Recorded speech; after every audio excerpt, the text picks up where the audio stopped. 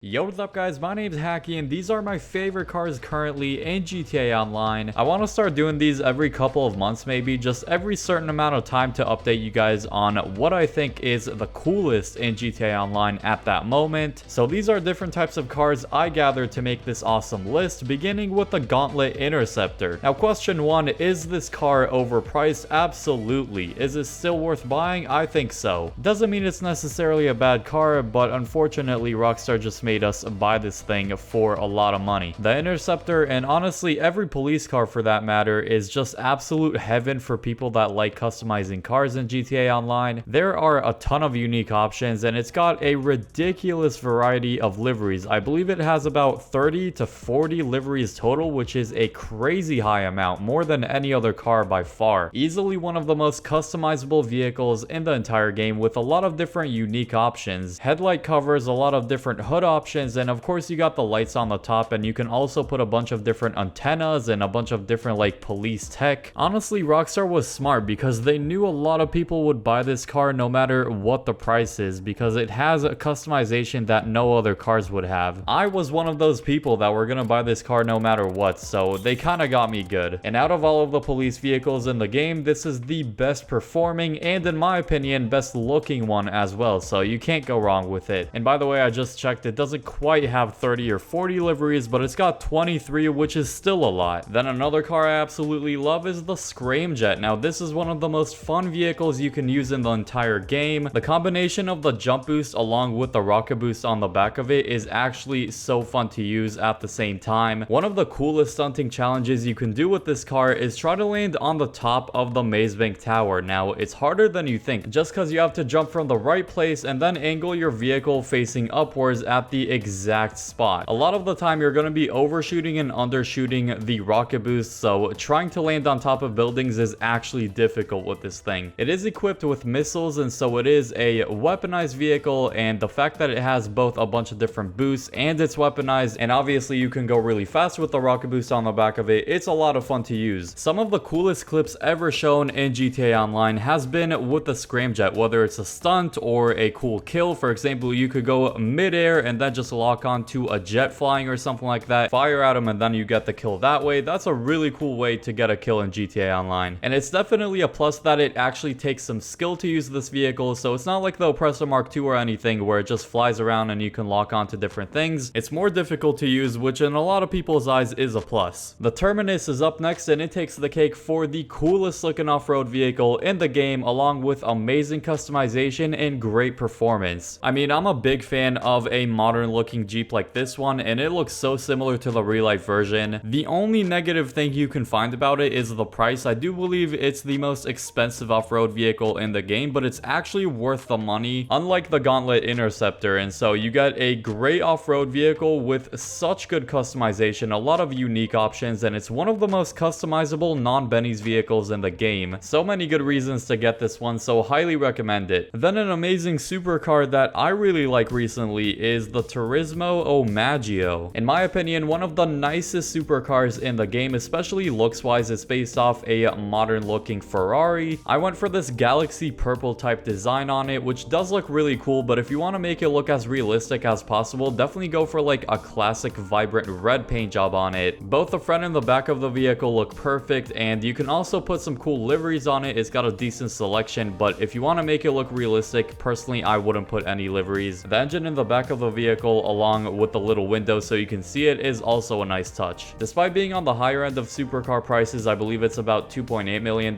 you're getting a lot of great value, like great performance. It's got some great acceleration, decent speed, and a pretty easy to control car, so some solid handling along with that too. And on top of being a good racing supercar, it's also a Monty Tech upgradable, so it's a safe car to drive in free mode. Putting the missile lock-on jammer on it, no weaponized vehicle is going to be able to lock onto you, which is really nice. The Toreador is up next, and it's also a weaponized vehicle that's really fun to use. It's got a rocket boost on the back, no jump boost like with the Scramjet, but it's also a great PvP vehicle. The missile tracking on the Toreador's missiles is honestly one of the best in the game. It's a really good option to use against Oppressor Mark IIs because the tracking on the Toreador's missiles are way more accurate than the Mark IIs. So if you're up against a Mark II Oppressor, the Toreador could definitely beat it. And if someone's chasing you, lucky for you, the Toreador is one of the select few vehicles in the game that could go underwater on top of being a land vehicle. So it's both a land vehicle and a sea vehicle at the same time. And it's actually a much better underwater vehicle than most of the other ones, because you can actually use the rocket boost and fire missiles while being in the water. So you can still be weaponized underwater, and you're much faster than a normal submarine. Another amazing car, which I loved using ever since it came out, is the Hakiii Jubilee. This is one of the most luxurious cars you can drive around in GTA Online. The biggest letdown with it is the interior though, because the inside of the real life version, which is the Rolls-Royce Cullinan, super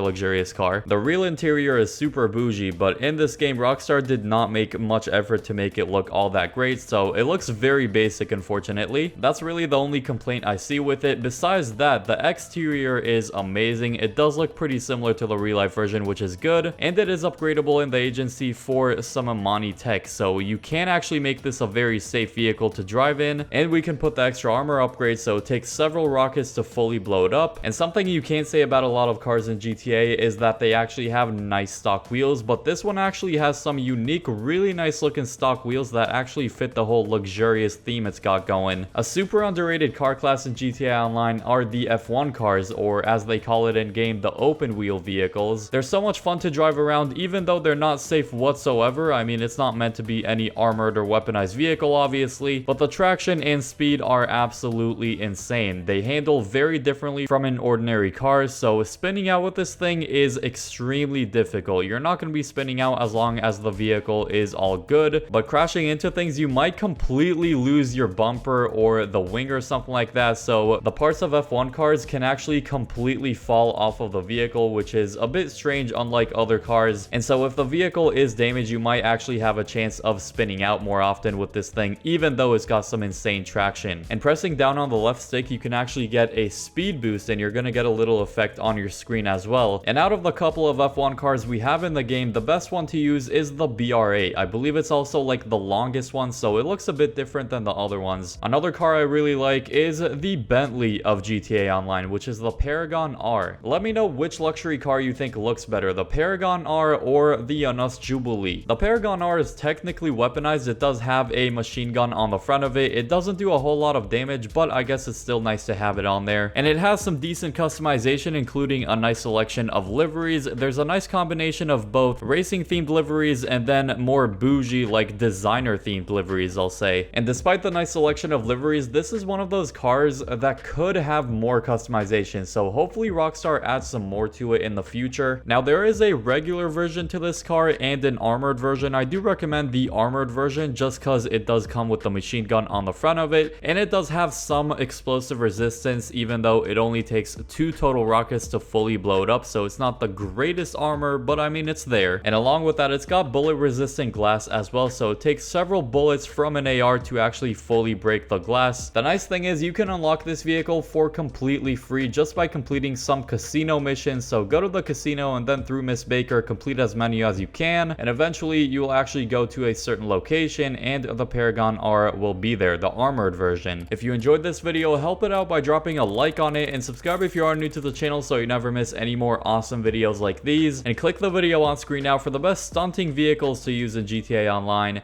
I hope you all enjoy that video, and peace.